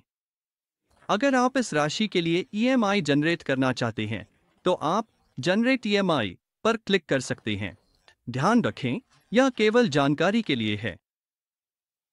कोई पोस्टिंग या रिपोर्टिंग अपने आप नहीं होती है। जब आप जनरेट ईएमआई पर क्लिक करते हैं तो आपको बिल राशि, डाउन पेमेंट 10,000, ईएमआई संख्या 9 दर्ज करनी होती है। आप ईएमआई शुरू होने तारीख भी चुन सकते हैं, जो आज की है। जनरेट ईएमआई पर क्लिक करें। यह एक ईएमआई शेड्यूल बना देगा। आप इस शेड्यूल को एक्सेल फाइल के रूप में डाउनलोड कर सकते हैं या ओके पर क्लिक कर सकते हैं। इस ईएमआई शेड्यूल को बाद में देखने के लिए आप इनवॉइस पर जाकर जनरेट ईएमआई पर क्लिक कर सकते हैं। मैंने पहले की इनवॉइस में लॉजिस्टिक्स विकल्प समझा दिया है, इसलिए विस्तार में नहीं जाऊंगा। सब कुछ हो जाने के बाद सेव पर क्लिक करें। सेल्स इनवॉइस मॉडिफिकेशन विंडो में आपको कुछ और विकल्प भी मिल सकते हैं। एडिट रिमार्क, अगर आप बिल में कोई बदलाव कर रहे हैं तो यहां आप रिमार्क जोड़ या संपादित कर सकते हैं। अप्रूवल कॉन्फ़िगरेशन, अगर आपने कोई अप्रूवल कॉन्फ़िगर नहीं किया है तो इनवॉइस अपने आप अप्रूव हो जाएगा। अगर आपने अप्रूवल कॉन्फ़िगर किया है तो यह वाउचर अप्रूवल फेज में दिखेगा और केवल असाइन किए गए अप्रूवर्स ही इसे मॉडिफाई कर सकते हैं। बाकी लोग इसे मॉडिफाई नहीं कर पाएंगे। आपको यहीं पर अप्रूवल स्टेटस दिख जाएगा कि इनवॉइस अप्रूव हुआ है या अप्रूवल के लिए पेंडिंग है। आप अपनी B2B इनवॉइस पर प्रमोशंस भी चला सकते हैं। प्रमोशंस कैसे बनाएं? Point of sale module section देखें, वहां समझाया गया है। साथ ही अगर आपकी सेल्स नियमित रूप से दोहराई जाती हैं तो आप इनवॉइस शेड्यूल भी कर सकते हैं। उदाहरण के लिए, अगर आप हर महीने वही सेल्स इनवॉइस बनाना चाहते हैं तो आप शेड्यूल ऑप्शन का इस्तेमाल कर सकते हैं। बस शेड्यूल पर क्लिक करें, शेड्यूल को डिस्क्राइब करें, उसे सब्सक्रिप्शन या ईएमआई जैसा कोई लेबल दें। इंटरवल चुनें, जैसे मंथली, और स्टार्ट डेट सेलेक्ट करें। आप बिलिंग पीरियड भी स्पेसिफाई कर सकते हैं, जैसे 1 मई से 31 दिसंबर तक। साथ ही उस महीने की तारीख भी चुनें जिस दिन इनवॉइस जनरेट होगी, जैसे 5, 10 या 15 तारीख। मैंने यहाँ इसे 7 तारीख पर सेट किया है। इस तरह आप शेड्यूल्ड इनवॉइस अपने आप बना सकते हैं। यह शेड्यूल फीचर पूरे सिस्टम में हर वाउचर में उपलब्ध है। अब आई ऑप्शन के बारे में, यह आपको डॉक्यूमेंट वेरिफिकेशन हिस्ट्री देखने देता है। आप देख सकते हैं कि किस तारीख, किस रिमार्क, किस समय और किस यूजरनेम से इनवॉइस में बदलाव किया गया है। यह इनवॉइस में किए गए बदलावों और किसने किए हैं इसका ट्रैक रखने में मदद करता है। अंत में इंपोर्ट सेक्शन है। अगर आपके पास कई सेल्स इनवॉइस है तो एक एक करके मैन्युअली बनाने की बजाय आप उन्हें एक साथ एक्सेल से इंपोर्ट कर सकते हैं। बस डाउनलोड फॉर्मेट पर क्लिक करें और एक्सेल टेम्पलेट प्राप्त करें। उस फॉर्मेट में अपनी सेल्स इनवॉइस भरें और फिर फाइल को सिस्टम में इंपोर्ट कर दें। इस तरह अगर आपको कई इनवॉइस बनाने हैं तो आप काफ़ी समय बचा सकते हैं। मैं आपको इंपोर्ट शीट में मुख्य कॉलम्स के बारे में बताऊंगा। आपको इन कॉलम्स में अपना डेटा भरना है। कुछ कॉलम ग्राहक से संबंधित है और अगर लागू न हो तो उन्हें खाली छोड़ सकते हैं। ब्रांच, अगर आपके बिजनेस की कई ब्रांच है तो यहाँ ब्रांच का नाम लिखें। अगर नहीं है तो इसे खाली छोड़ सकते हैं या अपनी मुख्य ब्रांच का नाम डाल सकते हैं। वेयरहाउस का नाम, जिस वेयरहाउस से सामान भेजा जा रहा है उसका नाम लिखें। सीसी टाइप, यह बताता है कि बिल कैश है या क्रेडिट। अनुसार चयन करें। उदाहरण के लिए, अगर आपने कैश सेल्स बिल बनाया है तो यहाँ कैश चुनें।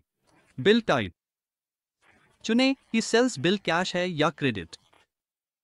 उदाहरण के लिए मैं यहाँ कैश चुन रहा हूँ। जीएसटी टाइप, इनवॉइस का प्रकार चुनें, जैसे tax invoice, export, bonded, non bonded, e commerce या बिल ऑफ सप्लाई। अधिकांश सामान्य बिक्री के लिए टैक्स इनवॉइस चुनें। कैश बैंक लेजर, अगर बिल कैश सेल है तो यहाँ कैश या बैंक लेजर चुनें। अगर यह क्रेडिट है तो इस कॉलम को खाली छोड़ दें। श्रेणी, अगर कोई विशेष बिल श्रेणी है तो उसे यहाँ उल्लेख करें, अन्यथा इसे खाली छोड़ दें। पार्टी का नाम, ग्राहक या पार्टी का नाम उल्लेख करें। उदाहरण के लिए मैं यहाँ भी 2W दर्ज कर रहा हूँ। पार्टी का ईमेल, अगर उपलब्ध हो तो आप पार्टी का ईमेल पता उल्लेख कर सकते हैं, लेकिन यह वैकल्पिक है। सप्लाई का स्थान, यह आमतौर पर कस्टमर मास्टर से अपने आप आ जाएगा, लेकिन ज़रूरत हो तो आप इसे यहाँ मैन्युअली भी दर्ज कर सकते हैं। मुद्रा कोड, अगर बिल किसी अन्य मुद्रा में है, मल्टी करेंसी बिलिंग है, तो यहाँ मुद्रा कोड उल्लेख करें, जैसे यूएस डॉलर, यूरो। सेल्समैन, अगर बिक्री के लिए कोई सेल्समैन नियुक्त किया गया है तो यहाँ सेल्समैन का नाम लिखें। प्रीफिक्स, अगर आपने अपने बिल नंबर के लिए कोई प्रीफिक्स बनाया है तो उसे यहाँ दर्ज करें। अगर आपके पास कोई प्रीफिक्स नहीं है तो इसे खाली छोड़ दें। बिल नंबर, यहाँ बिक्री बिल नंबर दर्ज करें। यह वही नंबर है जो इनवॉइस पर दिखाई देगा। उदाहरण के लिए मैं यहाँ 03 डाल रहा हूँ। वाउचर नंबर, यह बिल नंबर के समान होना चाहिए, यहाँ भी 03 दर्ज करें। संदर्भ वाउचर नंबर, अगर कोई संबंधित संदर्भ वाउचर है तो उसे यहाँ उल्लेख करें, अन्यथा इसे खाली छोड़ दें। वाउचर तिथि, इनवॉइस की तारीख दर्ज करें। उदाहरण के लिए आज की तारीख है 24 से 4 यानी 24 अप्रैल। संदर्भ तिथि, अगर कोई संदर्भ तिथि उपलब्ध है तो आप उसे निर्धारित स्थान पर लिख सकते हैं। उसके बाद आपको एजेंट का नाम और बिलिंग पता दर्ज करना होगा, जो पार्टी मास्टर से अपने आप ले लिया जाएगा। अगर ज़रूरत हो तो आप जीएसटी नंबर भी दर्ज कर सकते हैं, और अगर आपके पास पार्टी के संपर्क व्यक्ति की जानकारी है तो वह भी यहाँ डाल सकते हैं। अगर शिपिंग पता बिलिंग पते से अलग है तो आप वह भी यहाँ दे सकते हैं। आपको भुगतान की शर्तें भी बतानी होंगी। उदाहरण के लिए अगर आपने 15 दिन नाम से कोई शर्त बनाई है तो आप उसे चुन सकते हैं, और अगर आप चाहें तो यहाँ से ड्यू डेट मैन्युअली भी डाल सकते हैं। इसके बाद बिल की राशि आती है, जो आइटम डिटेल्स डालने के बाद अपने आप गणना हो जाएगी। आइटम सेक्शन में सबसे पहले आइटम का नाम लिखें। अगर आप एक से अधिक आइटम्स के साथ डील कर रहे हैं तो आप उनकी क्रम संख्या भी तय कर सकते हैं। अगर कोई सब आइटम शामिल है तो आप उसे भी यहाँ दर्ज कर सकते हैं। विवरण में आइटम का विवरण लिखें। प्रिंट विवरण है तो उसे दर्ज करें, अन्यथा वही विवरण दोनों जगह। यूनिट में लेन देन की इकाई बताएं। उदाहरण के लिए संख्या या पीस, फिर मात्रा दर्ज करें। मान लीजिए 10 यूनिट। अगर आइटम को कई यूनिट्स में रखा जाता है तो आप यहाँ पैकिंग मात्रा बता सकते हैं। प्रति आइटम दर रेट वाले क्षेत्र में दर्ज की जाएगी। मान लीजिए यह 10,000 है। राशि की गणना दर को मात्रा से गुणा करके की जाएगी। अब लागू टैक्स दर्ज करें। उदाहरण के लिए अगर आप 18% जीएसटी ले रहे हैं तो टैक्स प्रतिशत के तहत इसे लिखें। टैक्सेबल वैल्यू आमतौर पर आइटम की राशि के बराबर होती है और उसी के आधार पर टैक्स की राशि अपने आप निकल जाएगी। आपको टैक्स रेट वाले क्षेत्र में फिर से वही टैक्स प्रतिशत दोहराना होगा। अगर आपने कॉन्फ़िगरेशन में कोई मिक्सलेनियस फील्ड्स जैसे मिक्सलेनियस 1, 2 या 3 सक्षम की हैं और अगर उन दरों या मानों की आवश्यकता है तो आप उन्हें उसी अनुसार दर्ज कर सकते हैं। ये फील्ड्स आइटम स्तर पर आवश्यक कोई भी अतिरिक्त जानकारी दर्ज करने में मदद करती हैं। एक सेल में ये सभी विवरण सही तरीके से भरने के बाद आप फाइल को सेव कर सकते हैं और सेल्स ऑर्डर इंपोर्ट विकल्प का उपयोग करके उसे अलाइन बुक्स में अपलोड कर सकते हैं। यह एक तेज और प्रभावी तरीका है जिससे आप एक साथ कई ऑर्डर बना सकते हैं बिना उन्हें मैन्युअली डालें। अगला हमारे पास सेल्स क्रेडिट नोट और सेल्स डेबिट नोट। समझते सेल्स रिटर्न और सेल्स क्रेडिट नोट अंतर है। अगर आप अपनी इन्वेंट्री को प्रभावित नहीं करना चाहते बल्कि केवल अपने ग्राहक के खाते या लेजर में समायोजन दिखाना चाहते हैं तो आपको सेल्स क्रेडिट नोट बनाना चाहिए। हालांकि अगर वस्तुएं वास्तव में आपकी इन्वेंट्री में वापस आ रही हैं और आपको उसे दिखाना है तो आपको सेल्स रिटर्न विकल्प का उपयोग करना चाहिए। अब सेल्स क्रेडिट नोट का उपयोग कब किया जाता है? अगर आप अपने ग्राहक को क्षतिग्रस्त सामान के बदले रिफंड या छूट दे रहे हैं या अगर मूल इनवॉइस गलती से अधिक मूल्य का बना था तो आप सेल्स क्रेडिट नोट जारी कर सकते हैं। दूसरी ओर अगर इनवॉइस कम मूल्य का था या आप माल भाड़ा या सेवा शुल्क जैसे चार्ज जोड़ना भूल गए थे तो आपको सेल्स डेबिट नोट बनाना चाहिए। प्रक्रिया: क्रेडिट नोट और डेबिट नोट वाउचर स्क्रीन एक जैसी होती है। पार्टी का चयन करें।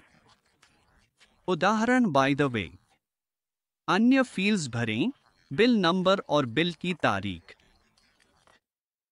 मान लीजिए आप बाय द वे को छूट दे रहे हैं। आप सेवाओं के अंतर्गत एक नया आइटम बना सकते हैं। इसका नाम डिस्काउंट रखें, मात्रा 1 लिखें और राशि 1000 भारतीय रुपए निर्धारित करें। साथ ही उस संदर्भ नंबर का उल्लेख करें जिसके लिए यह क्रेडिट नोट जारी किया जा रहा है।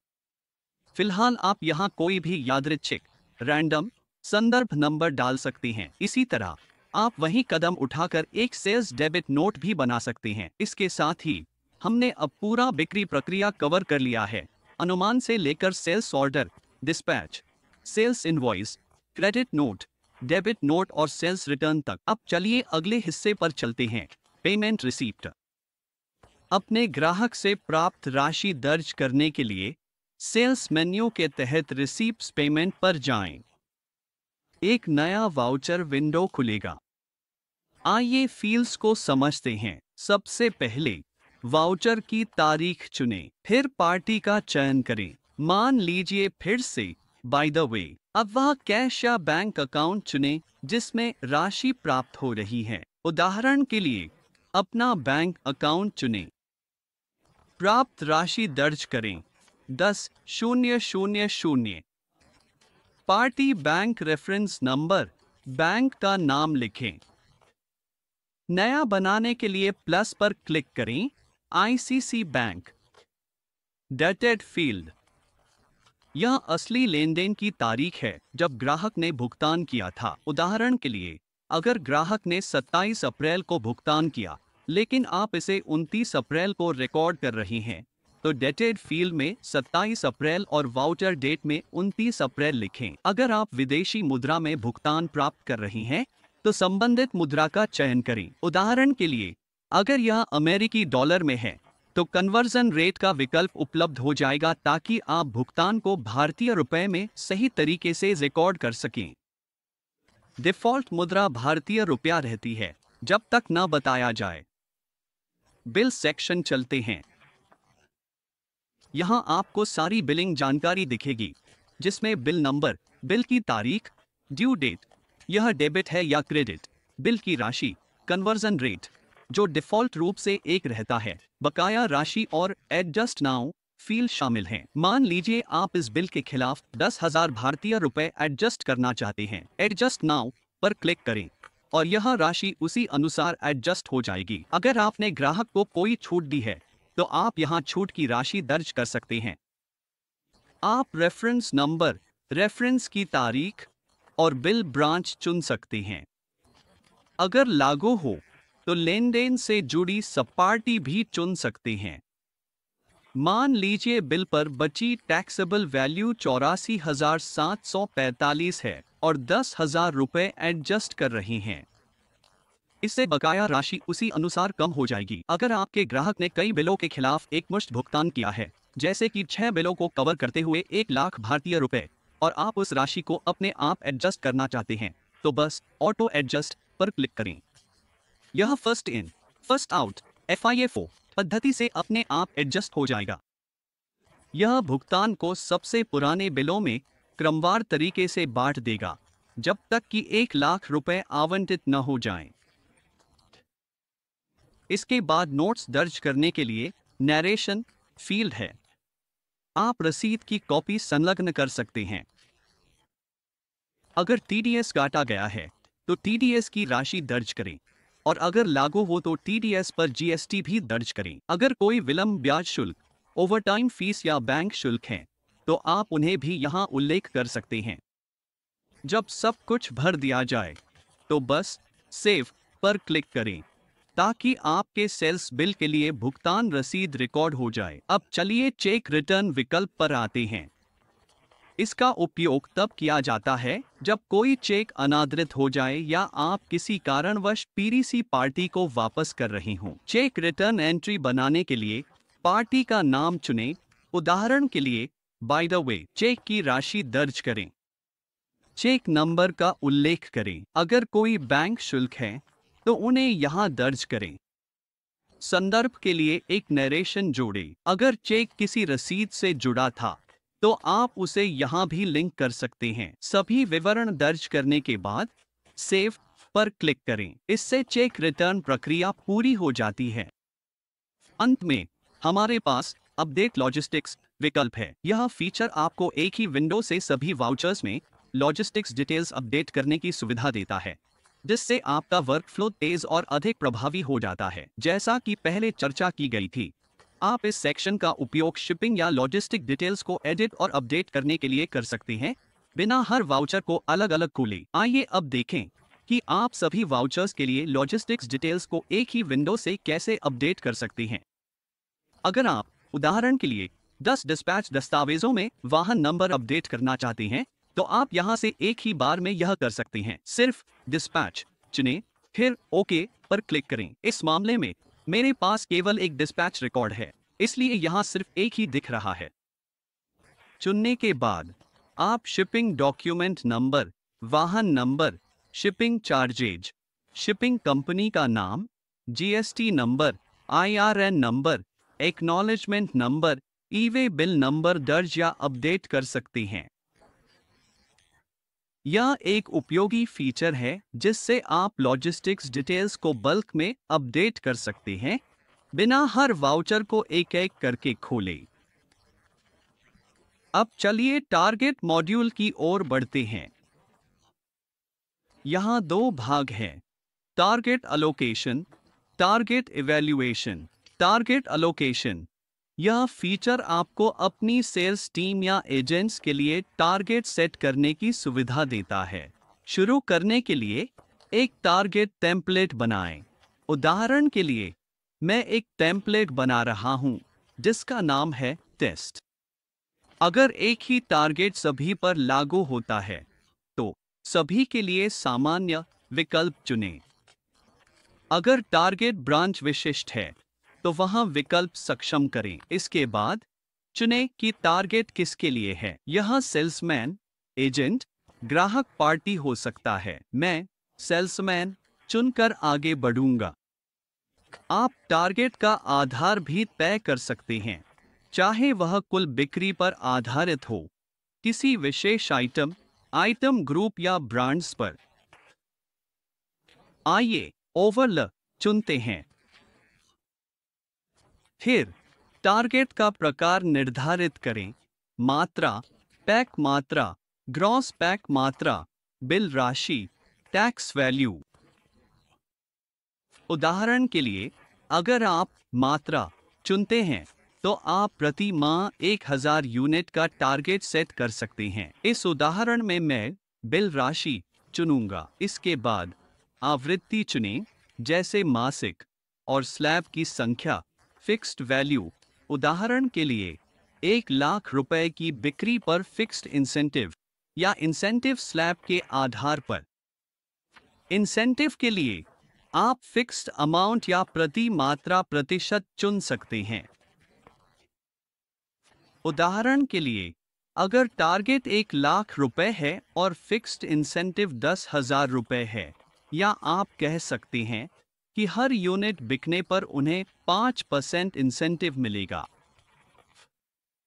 एक बार सब हो जाने के बाद टेम्पलेट बनाने के लिए ओके पर क्लिक करें। फिर असली टारगेट वैल्यू डालने के लिए डिस्प्ले पर क्लिक करें। अब आपको महीनेवार कॉलम दिखेंगे जिनमें आप टारगेट और इंसेंटिव दर्ज कर सकते हैं। उदाहरण के लिए, मई में 1,00,000 रुपए का टारगेट 200 रुपए के इंसेंटिव के बराबर है। अपडेट करने के बाद टारगेट शीट को सेव करें। टारगेट मूल्यांकन, यह देखने के लिए कि आपकी टीम ने कितना अच्छा प्रदर्शन किया है, टेम्पलेट चुनें। अवधि चुनें। डिस्प्ले पर क्लिक करें। आपको टारगेट के मुकाबले असली बिक्री दिखेगी। उदाहरण के लिए, सेल्समैन राज का टारगेट 1,00,000 रुपए था, लेकिन उसने अप्रैल में 8,474 रुपए ही हासिल किए। चूंकि टारगेट पूरा नहीं हुआ, इसलिए अभी तक कोई इंसेंटिव नहीं दिया गया है। यह आपको प्रदर्शन और इंसेंटिव पात्रता को रियल टाइम में ट्रैक करने में मदद करता है। अंत में, हमारे पास बल्क डिस्पैच और इनवॉइस सेक्शन है। अगर आपको सेल्स ऑर्डर से या डिस्पैच से बल्क में इनवॉइस बनानी है, तो आप bulk sales invoice from order, bulk sales invoice from dispatch के विकल्पों का उपयोग कर सकते हैं। यह मॉड्यूल आपको कई ट्रांजैक्शंस एक साथ प्रोसेस करने में मदद करता है, जिससे समय की बचत होती है और डॉक्यूमेंटेशन में एकरूपता बनी रहती है। अब हमारे पास bulk sales invoice from order है। मैं पार्टी BTW और वर्तमान माह चुन रहा हूं। यहां आप मेरे बनाए सेल्स ऑर्डर देख सकते हैं। इनको सेल्स इनवॉइस में बदलने के लिए बस सेल्स पर क्लिक करें। सेव करने से पहले सिस्टम आपसे 2 डिटेल्स मांगेगा: ट्रांजैक्शन सेव करने की तारीख और वेयरहाउस जिसमें यह रिकॉर्ड होना चाहिए। मैं आज की तारीख चुनूंगा और इसी तरह ये सभी तीनों सेल्स ऑर्डर सेल्स इनवॉइस में बदल जाएंगे। इसी तरह आप अन्य बल्क विकल्पों का भी उपयोग कर सकते हैं, जैसे bulk dispatch from order, bulk sales from order, bulk sales invoice from dispatch. अब चलिए pull PO from other company और सो को देखते हैं। अगर आप कई कंपनियों को मैनेज करते हैं, तो यह फीचर आपको किसी दूसरी कंपनी से सेल्स ऑर्डर खींचने और उन्हें वर्तमान कंपनी में परचेज ऑर्डर की तरह ट्रीट करने की सुविधा देता है। एक बार चयन करने के बाद आपको यहां अन्य कंपनियों के कोड्स दिखेंगे। अवधि और तारीख चुनें और SOS कन्वर्जन के लिए दिखाई देंगे। यह इंटरकंपनी ट्रांजैक्शंस को मैनेज करने का एक सहज तरीका है। अगला फीचर है टाइमशीट आधारित बिलिंग। यह सिर्फ एक संक्षिप्त झलक है। इसका विस्तृत विवरण HR मॉड्यूल के वीडियो में कवर किया जाएगा। यह ऐसे काम करता है: आप आइटम सेक्शन में विभिन्न कार्यों पर बिताए गए घंटे और हर कार्य के लिए प्रति घंटा दर दर्ज करते हैं। सिस्टम कुल राशि की गणना करता है और आप आवश्यकता अनुसार टैक्स भी लगा सकते हैं। यह फीचर उन सर्विस आधारित व्यवसायों के लिए बेहतरीन है जो प्रति घंटे के हिसाब से बिलिंग करते हैं। और अंत में चलिए ई-कॉमर्स सेक्शन की ओर बढ़ते हैं। यहाँ 2 मुख्य विकल्प हैं: Shopify orders, e-commerce marketplace payments. चलिए शॉपिफाई ऑर्डर्स से शुरू करते हैं। अगर आपकी शॉपिफाई वेबसाइट अलाइन बुक से इंटीग्रेटेड है, तो आप सीधे ऑर्डर्स को सिस्टम में ला सकते हैं। इन ऑर्डर्स को फिर पॉस इनवॉइस में प्रोसेस किया जा सकता है, पैक किया जा सकता है और इसी स्क्रीन से डिस्पैच किया जा सकता है। इस इंटीग्रेशन के लिए आपको अपने शॉपिफाई स्टोर का नाम और बेसिक शॉप डिटेल्स चाहिए होंगी। जब आप तैयार हों, तो हमारी टीम आपको सेटअप में सहायता कर सकती है। इंटीग्रेट होने के बाद download order from E shop पर जाएं, स्टोर का नाम और अवधि चुनें। ऑर्डर्स डाउनलोड करने के लिए ओके पर क्लिक करें। ऑर्डर्स आने के बाद आप शॉपिफाई स्टोर में प्राप्त ऑर्डर्स चुनकर उन्हें अलाइन बुक्स के अंदर ऑर्डर में बदल सकते हैं। आप इन्हें एक एक करके चुन सकते हैं और सॉफ्टवेयर में रेगुलर सेल्स ऑर्डर में बदल सकते हैं। अगर जरूरत हो तो आपके पास किसी भी चुने हुए ऑर्डर को डिलीट करने का विकल्प भी है। वैकल्पिक रूप से अगर आप ऑर्डर से सीधे पॉस इनवॉइस जनरेट करना चाहते हैं तो संबंधित विकल्प पर क्लिक करें, अवधि चुनें, उस देश का चयन करें जिसके लिए इनवॉइस बनाना है और फिर ओके पर क्लिक करें। इससे आपके पॉस ऑर्डर्स पॉस इनवॉइस में बदल जाएंगे। अब ई शॉप होस्टिंग के बारे में बात करें तो सिस्टम फिलहाल शॉपिफाई, वूकॉमर्स और इजी ईसीओएम से ऑर्डर्स को सपोर्ट करता है। ये प्लेटफॉर्म्स अलाइन बुक्स में ई कॉमर्स सेक्शन के तहत लिस्टेड हैं। कॉन्फ़िगरेशन के लिए आपको कॉन्फ़िगरेशन पर क्लिक करना होगा, नीचे स्क्रॉल करें और आपको शॉपिफाई इंटीग्रेशन का विकल्प मिलेगा। बस रजिस्टर नाउ पर क्लिक करें, अपनी दुकान की डिटेल्स और कुछ अन्य जरूरी जानकारी भरें और रजिस्ट्रेशन प्रक्रिया पूरी करें। यह पूरी प्रक्रिया है जिससे आप अपने शॉपिफाई या ई कॉमर्स ऑर्डर्स को अलाइन बुक्स सॉफ्टवेयर में ला सकते हैं। और इसी के साथ हम सेल्स मॉड्यूल को समाप्त करते हैं। हमें उम्मीद है कि अब आपको इस सेक्शन के हर विकल्प और डॉक्यूमेंट की पूरी समझ हो गई होगी। देखने के लिए धन्यवाद और अलाइन बुक्स को अपनी अकाउंटिंग सॉल्यूशन के रूप में चुनने के लिए आपका धन्यवाद।